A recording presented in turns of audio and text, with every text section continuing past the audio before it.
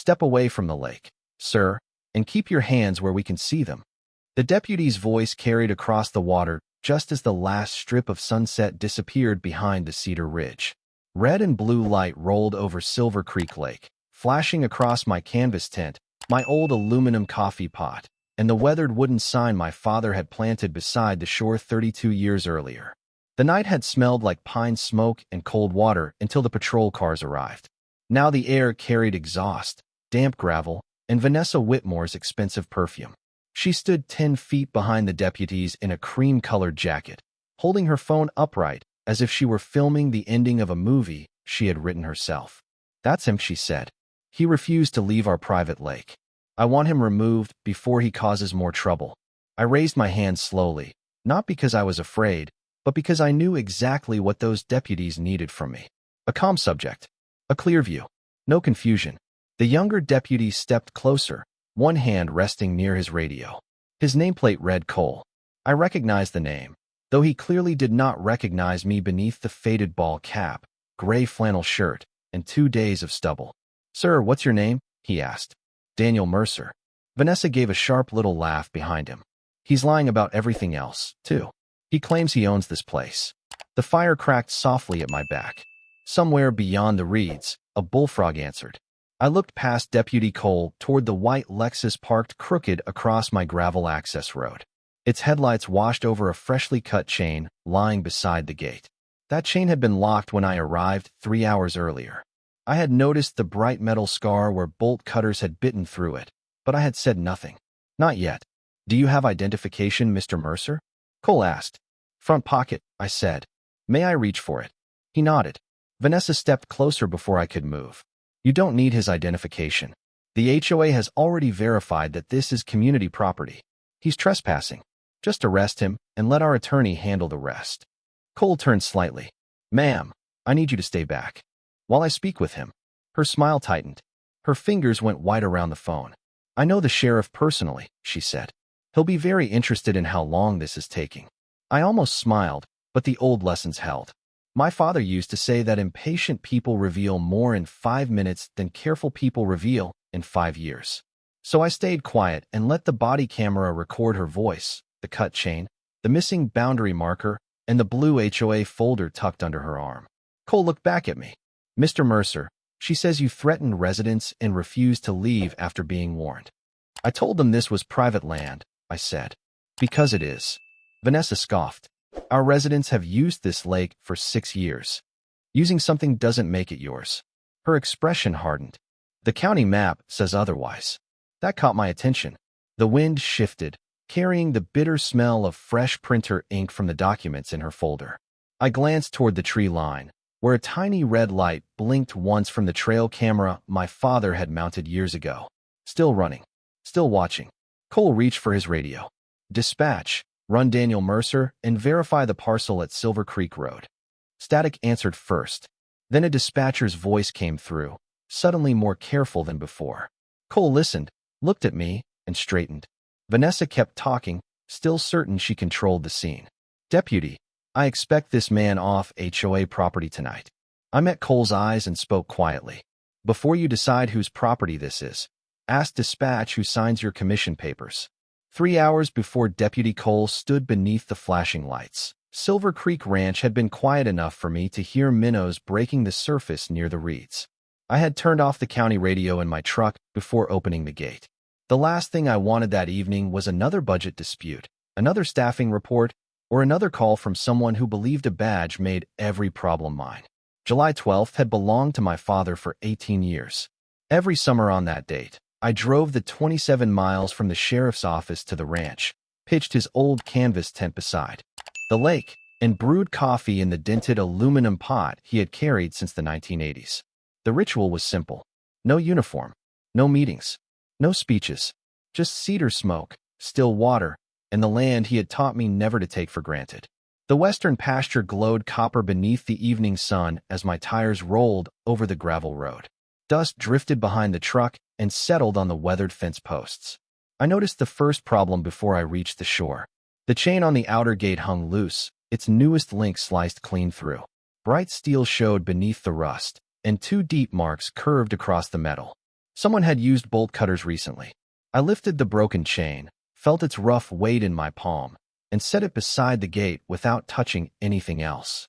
24 years in law enforcement had taught me that disturbed objects told better stories when people left them alone. 50 yards farther down, my father's boundary sign leaned toward the ditch. One bolt was missing. Fresh tire tracks pressed through the soft shoulder beside it, wider than the tires on my truck. I crouched, smelled crushed sage and warm rubber, then followed the tracks with my eyes toward the lake.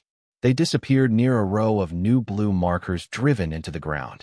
Each marker carried the words Willow Ridge Private Lake Club. I pulled one gently. The soil around it was still loose. The Homeowners Association had tried to claim access before, but until that evening their efforts had been limited to letters filled with confident language and no legal weight. My family deed placed the lake, dam, shoreline, and 20 feet beyond the high water mark inside Silver Creek Ranch. The survey had been recorded in 1968 and reaffirmed twice since then. Paper did not become less true because someone printed a prettier map. I left the markers standing. Near the shore, I found a plastic membership card caught beneath a stone. $1,200 annually. It read, for boating, fishing, and private waterfront privileges. Vanessa Whitmore's signature crossed the bottom in gold ink. The smell of fresh laminate rose when I turned it over. That was when I understood this was no longer about neighborhood confusion. Someone was collecting money for access to land they did not own. I placed the card inside my shirt pocket, unloaded my gear, and checked the trail camera mounted on the cedar tree above the boat path. A small red light blinked once. The batteries were good. The memory card was recording. I did not review it. Not yet. Instead, I pitched the old tent, set my father's coffee pot over the fire, and watched the first stars appear above the water. The piece lasted 11 minutes. Then the whine of a golf cart climbed the gravel road, followed by the smooth hum of a white luxury sport utility vehicle. Vanessa stepped out before the dust settled, carrying a blue folder beneath one arm and wearing the expression of someone arriving to inspect property she already believed belonged to her. Vanessa stopped 10 feet from my fire and looked past me at the lake as if I were the only object that did not belong there. Her perfume reached me before her voice did, sharp and floral against the cedar smoke. Behind her, 2 Willow Ridge residents climbed out of the golf cart carrying fishing rods and a blue cooler. A boy of about 10 stood between them, staring at my tent with the confused expression of someone who had been promised a private campsite and found a stranger already using it. Vanessa opened the folder beneath her arm. "You need to pack up immediately," she said. "This shoreline is reserved for association members." I lifted the coffee pot from the fire and poured slowly into my father's aluminum cup. Steam drifted across my face. "Reserved by whom?" "Willow Ridge Estates." Her answer came without hesitation. "We have managed this lake for 6 years." The father near the golf cart raised his membership card. It matched the one in my pocket, right down to Vanessa's gold signature. "We paid for the family package," he said. The brochure said this side had camping access. There was no accusation in his voice, only embarrassment. I asked what the package cost. He glanced at Vanessa before answering. $1,800, including the boat permit. The boy lowered his fishing rod. Vanessa's jaw tightened. "Their payment is none of your concern. It became my concern when you sold access to this shoreline." She gave me a thin smile. "You are operating from outdated information, Mr. Mercer. The association has a historical use agreement with the county." She pulled a glossy map from the folder and held it out. The paper was heavy, the colors bright, the ink new enough to leave a chemical smell in the warm air. A thick blue line traced the edge of Silver Creek Lake. Everything inside that line was labeled Willow Ridge Recreational District. I studied the lower corner. The surveyor's seal was missing. So was the recording number. The image had been cropped just above the signature block. "Who signed the survey?" I asked. Vanessa did not look at the page. Our attorney reviewed it. That was not my question. The golf cart motor ticked as it cooled. Somewhere behind the cedars, the trail camera gave a faint electronic click. Vanessa folded the map before the residents could see the missing section. "We do not have to justify association business to trespassers." I took the membership card from my pocket and held it beside my cup. Her smile disappeared when she recognized it. "Found this near my boat path," I said. "It promises fishing, boating, and waterfront access. That card belongs to a member." It also carries your signature. The father stepped forward. Vanessa, you said the homeowners association owned the lake. She turned on him so quickly that the folder slapped against her side. The association controls the lake. That is the same thing for practical purposes. No, I said. It is not. Her fingers tightened around the folder. People have been using this water for years. You cannot appear out of nowhere and change that. I looked toward the weathered sign beside the shore, the one with my family name carved beneath layers of sun-bleached stain. I did not appear out of nowhere. She followed my gaze, then looked back at me with open contempt. That old sign proves nothing. Neither does a cropped map. The residents went silent. Even the boy seemed to understand that something had shifted. Vanessa reached for her phone.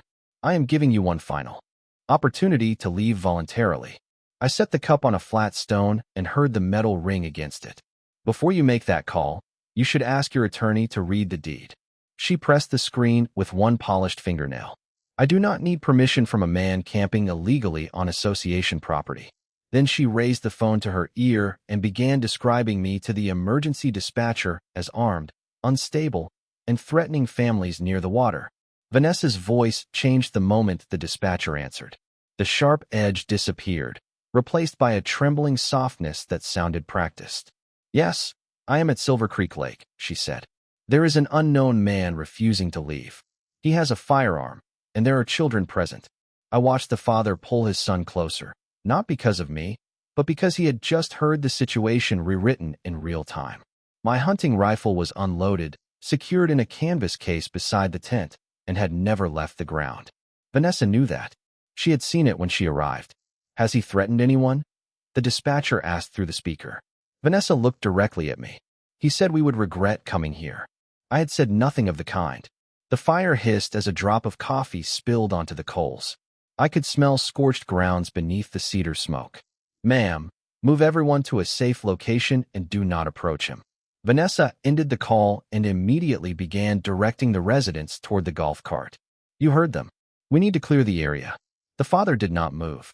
He never threatened us, he said. He only asked about the membership card. Vanessa's smile became rigid. You are upset. Let law enforcement sort this out. She turned away before he could answer and spoke quietly to one of the association security men waiting near her vehicle. He wore a tan shirt with a stitched Willow Ridge badge that looked official from a distance and meaningless up close. Take care of the sign, she whispered. The lake carried her words farther than she expected. Sound travels cleanly across still water. The guard followed her gaze toward my father's wooden marker near the shore. That sign is on my property, I said. He stopped. Vanessa did not. It is unauthorized advertising inside a recreational district. Then let the deputies see it exactly where it stands. She looked toward the county road, listening for sirens. We are not preserving your illegal campsite. The guard walked toward the sign anyway. I stayed beside the fire. No shouting. No sudden movement. I only watched him grip the post and test the loosened bolt. Above him, hidden among the cedar branches, the trail camera clicked again. He looked toward the sound, but saw nothing. Leave it, the father said. His voice was firmer now. We paid for lake access because you told us the association owned this land. If that is not true, we need to know. Vanessa stepped between him and the guard. This man is creating confusion to intimidate residents. The county has already recognized our historical access. She opened the blue folder and pulled out the cropped map again, holding it so only the colored boundary could be seen. Once he is removed, our attorney will handle the paperwork. That sentence told me more than the map did. She did not want a property investigation. She wanted a police report. A written record naming me as a trespasser could be presented at the county land use hearing scheduled for the following week. If the report said law enforcement had removed an intruder from association property, her husband's development company could point to it as proof of control. The call was not about safety. It was about manufacturing evidence. I looked at the blue markers, the cut chain, and the membership card in my pocket. Each piece fit more neatly than the last. Vanessa checked her phone and smiled when she saw the emergency response confirmation. You should start packing, she said. Once the deputies arrive, this becomes official. It became official when you called. I answered. The smile faded for half a second. Then the first distant siren rose beyond the ridge. The guard pulled the wooden sign free, carried it toward Vanessa's white sport utility vehicle, and placed it behind the rear seats. Vanessa watched him close the door, unaware that the trail camera had recorded every step. Red and blue light began flickering through the trees. She straightened her jacket, lifted her phone to record, and positioned herself where the arriving deputies would see her first. The first patrol car rolled through the open gate at 7:43, tires crunching over the gravel Vanessa's security guard had scattered when he removed the sign. A second unit followed close behind. Their light bars painted the cedar trunks red, then blue, then red again. I stepped away from the fire before either vehicle stopped and placed both hands where the deputies could see them. The canvas rifle case remained on the ground beside the tent, zipped shut and pointed toward the lake. Deputy Aaron Cole emerged from the lead car. He was young, alert, and careful, exactly the way I wanted a deputy to approach an uncertain call involving a reported weapon. His partner, Deputy Hannah Price, moved toward the residents near the golf cart and asked them to keep their hands visible. Vanessa hurried forward before Cole could speak. "Thank goodness you are here," she said. "He has been threatening families for nearly an hour." Her phone was already recording. Cole raised one palm. "Ma'am, stay behind me and let us assess the situation." "I am the president of Willow Ridge Estates," she replied. "This is our private recreational property." Cole did not look at her. His attention stayed on me. "Sir, is there a firearm near you?" "There is an unloaded hunting rifle secured inside the canvas case."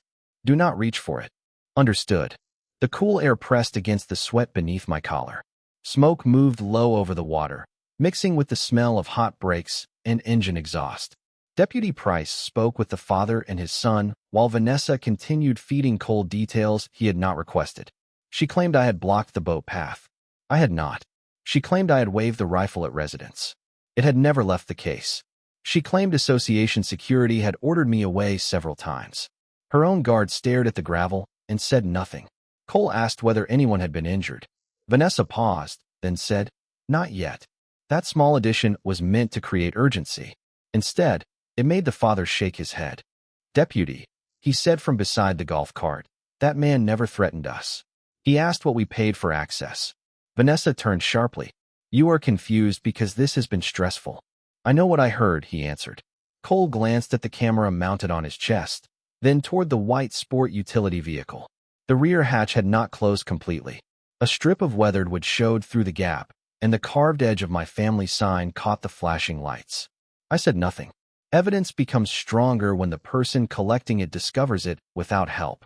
Vanessa stepped closer to Cole. "Sheriff Mercer knows exactly who I am. He has attended our community events. He will not appreciate his deputies delaying an obvious removal." I looked at her across the smoke. "I am sure he knows who you are." She mistook my answer for nervous sarcasm. "Good. Then you understand how this ends." Cole asked her to step back again. This time his voice carried more weight. She obeyed, but only by 2 feet. He approached me slowly and stopped beside the fire ring. "Sir, I need your full name." "Daniel Mercer." Vanessa laughed behind him. "He is probably giving you a false name. Arrest him first and verify it later." Cole ignored her. "Mr. Mercer, do you have identification?" "Yes. It is in my front shirt pocket. You may retrieve it slowly with your right hand." I reached toward the pocket, feeling the stiff leather wallet beneath the flannel. Before I opened it, his radio cracked with a message from dispatch requesting confirmation of my date of birth and the Silver Creek parcel number. Vanessa lifted her phone higher, certain she was seconds away from the official report she needed. She had called the emergency line to manufacture proof that I was trespassing. Instead, every word she spoke was being recorded by the department she claimed to control. I opened the wallet slowly and held it where Deputy Cole could see both the identification card and the gold star mounted beside it. His eyes moved from the photograph to my face, then back to the words printed beneath the county seal. "Daniel Mercer, Sheriff, Redstone County." The radio at his shoulder went quiet for half a second before dispatch returned. "Unit 12, identity confirmed. Sheriff Mercer is the registered owner of the Silver Creek Ranch parcel, including the lake and shoreline." Cole straightened so quickly that gravel shifted beneath his boots. "Sheriff, I did not recognize you." "You were not supposed to," I said. "You responded to the call in front of you. Keep doing that." Behind him, Vanessa lowered her phone by several inches. The color drained from her face, but her voice recovered before her expression did. This is completely inappropriate, she said. He is using his office to interfere with association property. Deputy Price looked toward the half-open rear hatch of Vanessa's vehicle. Ma'am, dispatch just confirmed that the parcel belongs to Sheriff Mercer. Vanessa raised the blue folder like a shield. The county database is outdated. We have a historical use agreement and a current planning map. Then the documents can be verified, I said. Not by me. I took out my personal phone and called Captain Rebecca Sloan. She answered on the second ring. I gave her the location, explained that I was both the reporting party's target and the property owner, and requested an independent supervisor to take command of the scene. Vanessa's confidence flickered when she heard the word independent. You cannot turn a private disagreement into a criminal investigation because someone embarrassed you, she said. I am not investigating you, I replied. Captain Sloan will decide what happened here. Cole asked permission to secure the rifle case until the property dispute was sorted out. I agreed. He handled it carefully, checked that it was unloaded, and placed it inside his patrol car. Every step followed policy. That mattered. Authority becomes dangerous when the person holding it starts treating procedure like an inconvenience. Vanessa stepped toward her vehicle. Deputy Price moved gently into her path. Please remain here until the supervisor arrives.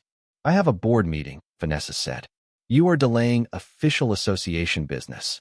The sign in your rear cargo area appears to have been removed from this property, Price answered.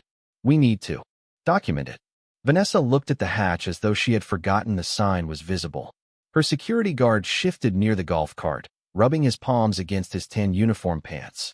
The father who had purchased the lake package pulled out his membership card and offered it to Cole. She sold us access, he said. She told us the association owned everything to the waterline. Cole photographed both sides of the card. The small camera flash reflected from Vanessa's gold signature. 5 minutes later, headlights swept through the gate. Captain Sloan arrived in an unmarked county vehicle, carrying a tablet and wearing the calm expression that had settled more difficult scenes than I could count. I handed her my wallet, the membership card I had found, and a brief summary. Then I stepped away from the investigation. Sloan reviewed the dispatch record first. She listened to Vanessa's emergency call, checked the property file, and studied the glossy map from the blue folder. The night air cooled, but the fresh ink still gave off a faint chemical smell. Sloan enlarged the lower corner on her tablet. This map has no surveyor's seal, she said. Where did it come from? Our attorney provided it, Vanessa answered. Name? Vanessa hesitated. Sloan entered the parcel number into the county planning system. Her expression changed. A revised version of the same map had been uploaded 3 weeks earlier using credentials assigned to a county land records employee. The revision showed Willow Ridge controlling the shoreline, even though no deed transfer, easement, or public hearing supported it. Sloan looked toward me, then back at Vanessa. This is no longer just a disagreement about camping access, she said. The fire popped behind us. Vanessa tightened both hands around the blue folder. She had expected one false report to create the record she needed. Instead, she had brought the first altered county document directly to the people trained to recognize it. Captain Sloan did not confront Vanessa with everything she had found. She asked only for the name of the attorney, the date of the supposed access agreement, and the identity of the county employee whose credentials appeared on the revised map. Vanessa answered 2 questions and avoided the third. Her voice had lost its polished confidence, but she kept insisting that the issue was administrative, not criminal. I stood near the fire and watched her calculate. People like Vanessa rarely stop when the truth appears. They search for the nearest exit and convince themselves they can still control who reaches it first. Sloan photographed the cut chain, the blue boundary markers, the membership cards, and my father's sign inside the rear cargo area. Then she gave Vanessa a written notice requiring the preservation of all association records connected to Silver Creek Lake. Paper contracts, emails, meeting minutes, payment records, digital maps, text messages. Nothing could be altered, deleted, or destroyed. Vanessa read the page under the patrol lights. The white paper trembled once between her fingers. This is excessive, she said. We have thousands of routine files. Then preserve the ones listed, Sloan answered. You will receive a formal request tomorrow morning. Vanessa looked at me. You planned this. You made the call, I said. The record followed. Sloan allowed everyone to leave after gathering contact information. That decision was deliberate. No dramatic arrest. No raised voices. No chance for Vanessa to claim she had been ambushed by my office. She drove away believing the night had ended with nothing more than an embarrassing mistake and a stack of paperwork.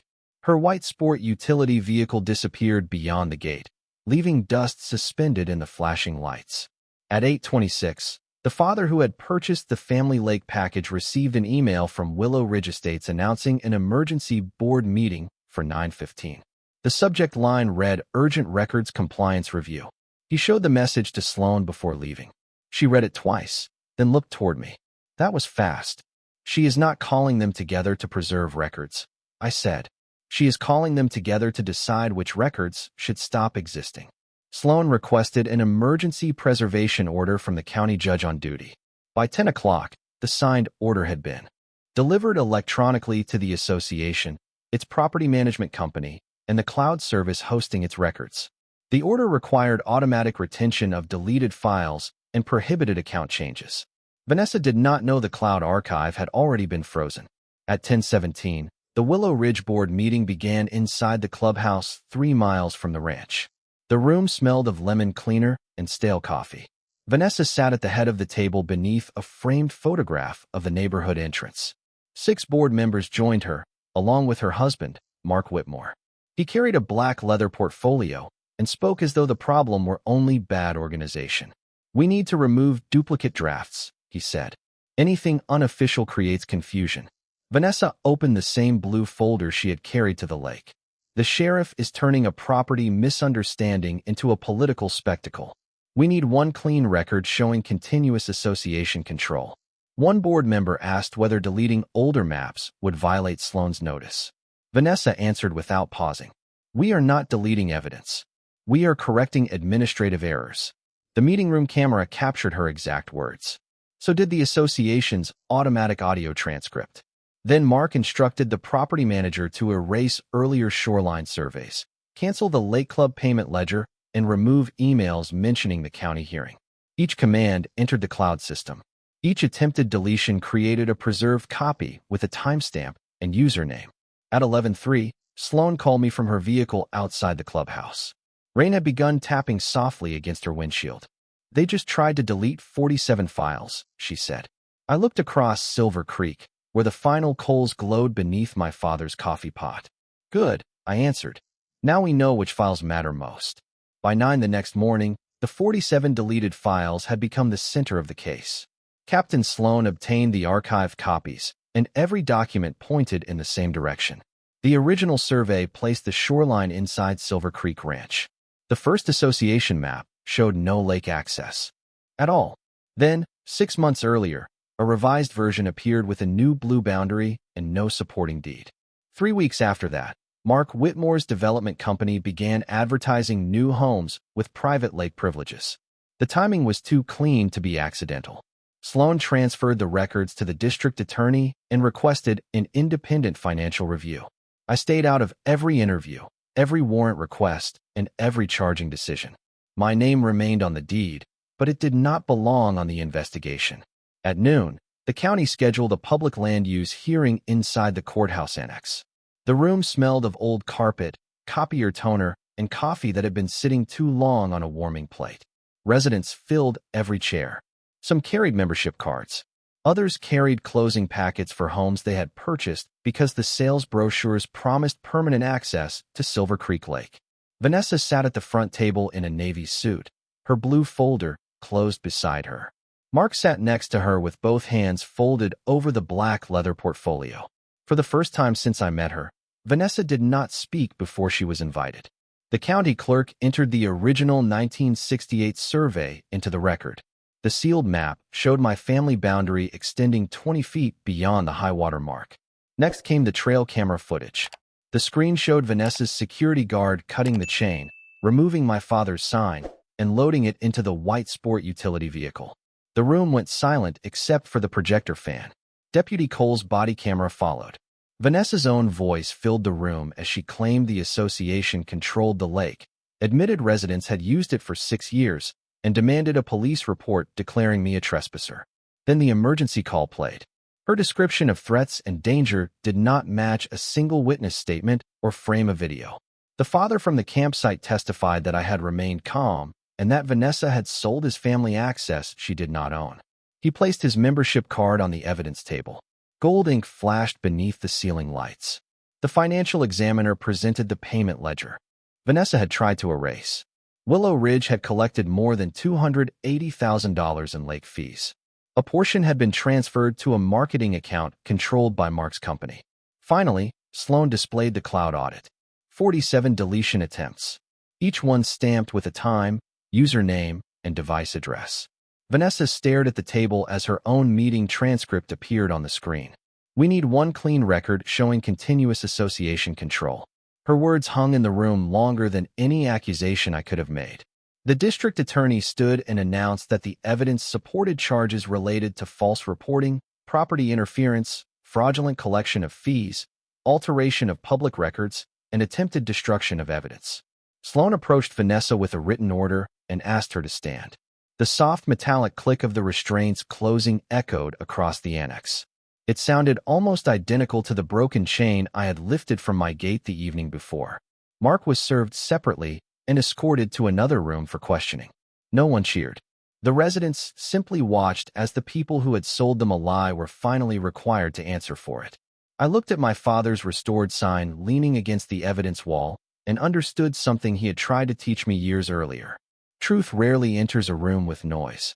It arrives piece by piece, carrying dates, signatures, and receipts, until there is nowhere left for a lie to stand.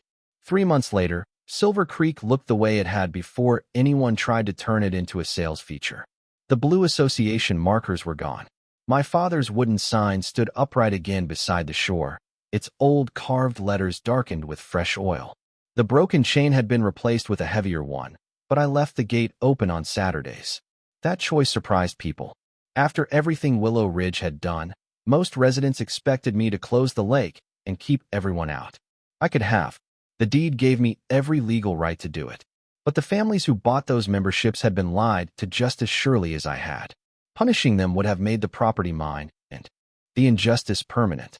So I created a limited access permit through the Silver Creek Conservation Trust. Local families could fish from the eastern bank, veterans could reserve the campground at no cost, and school groups could visit twice a year to learn about water conservation. No association fees. No private club badges. No one selling what did not belong to them. The only rules were simple enough to fit on one weatherproof sign. Respect the land. Pack out what you bring in. Leave the gate as you found it. Willow Ridge refunded every lake fee after the court froze its discretionary accounts. Mark Whitmore's company lost its development approval and paid restitution to buyers who had been promised permanent waterfront access. The county employee who allowed his credentials to be used resigned before the disciplinary hearing and later accepted responsibility under a plea agreement. Vanessa was removed from the association board permanently. Her lawyer argued that she had misunderstood the property records, but the recorded meeting, the altered map, and 47 deletion attempts told a different story.